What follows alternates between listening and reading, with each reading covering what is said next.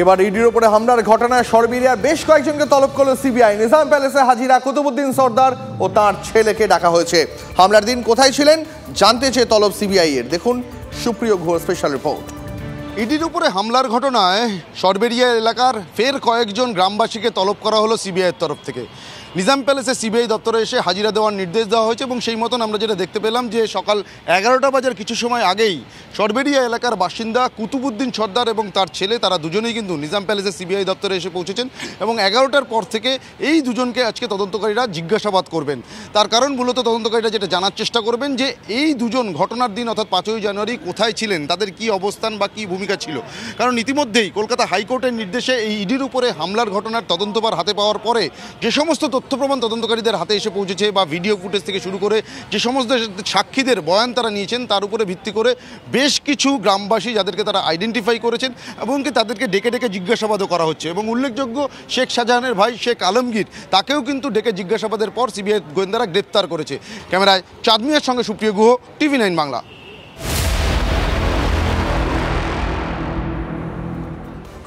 ফের বেলাগাম দিলীপ ঘোষ। এবার কমিশনকে মেষমশাই বললেন বর্ধমান দুর্গাপুরের বিজেপির প্রার্থী। গতকাল নির্বাচন কমিশনে দিলীপের বিরুদ্ধে নালিশ আনে তৃণমূল। দিলীপের খোঁচা কি এমন হলো যে সকাল সকাল ঘুম থেকে উঠে সবাই মেশোর বাড়ি ছুটছে?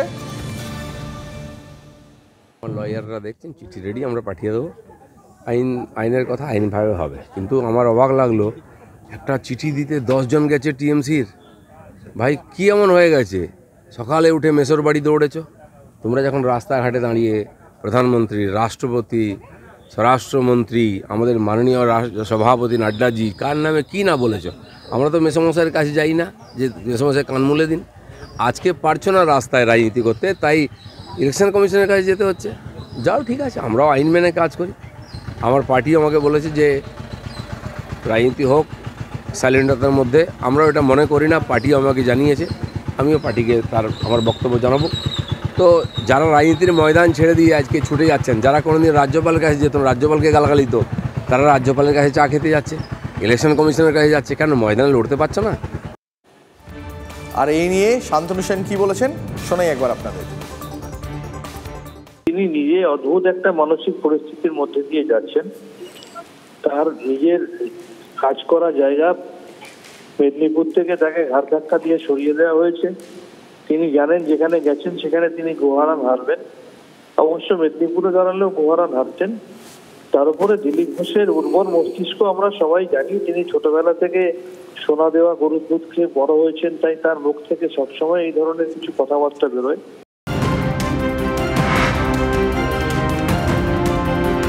এই মুহূর্তে একটা গুরুত্বপূর্ণ খবর আপনার জন্য। অর্থের অভাবে ভোটে লড়ছেন না নির্মলা সীতারামন। নিজের টাকায় ভোটে লড়ার ক্ষমতা নেই জানিয়েছেন কেন্দ্রীয় অর্থমন্ত্রী। অন্ধ্রপ্রদেশ বা তামিলনাড়ু থেকে ভোটে লড়ার জন্য নির্মলাকে প্রস্তাব দেন অমিত শাহ। অর্থবল না থাকায় ভোটে লড়ার প্রস্তাব খারিজ নির্মলার। অনেক প্রশ্নের সম্মুখীন হতে হতো, জাত ধর্ম নিয়ে জানতে চাওয়া হতো। এই সব কারণেই ভোটে লড়তে চাননি বলে দাবি কেন্দ্রীয় অর্থমন্ত্রী। আর কেন্দ্রীয় অর্থমন্ত্রীর এই সিদ্ধান্তের প্রেক্ষিতে কি বলছেন শাসক দলের নেতা জয়প্রকাশ মজুমদার শোনাই একবার। এই যে ধর্ম এবং সম্প্রদায় জিজ্ঞেস করবে বলে নির্মলা সীতারামন বলেছেন, সেটা তো মোদির অবদান। সারা ভারতবর্ষে এই ধর্ম সম্প্রদায়ের উপর যাতে ভোট না হয় তার জন্য আমাদের যারা কনস্টিটিউশন বা সংবিধান করেছিলেন তারা চেষ্টা করেছিলেন।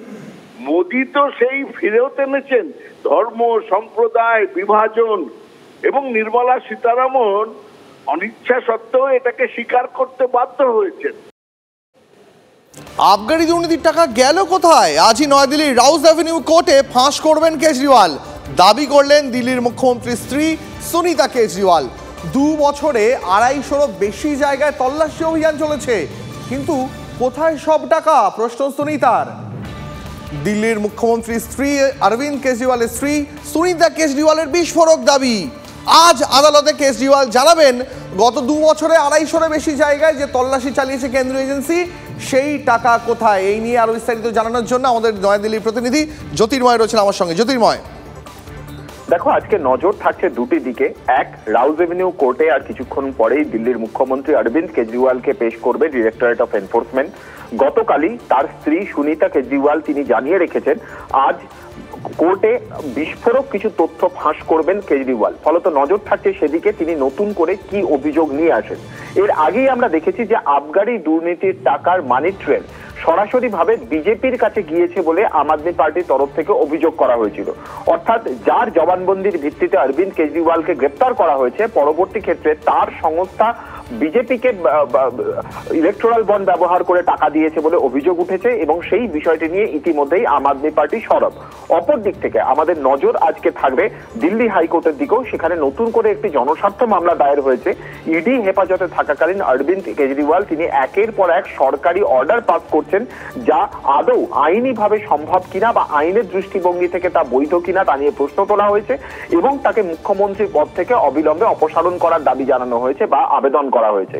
তার প্রেক্ষিতে আজ শুনানি করবে দিল্লি হাইকোর্ট। ফলত দুটি জায়গাতেই অরবিন্দ কেজরিওয়ালের ভাগ্য ঝুলে আছে।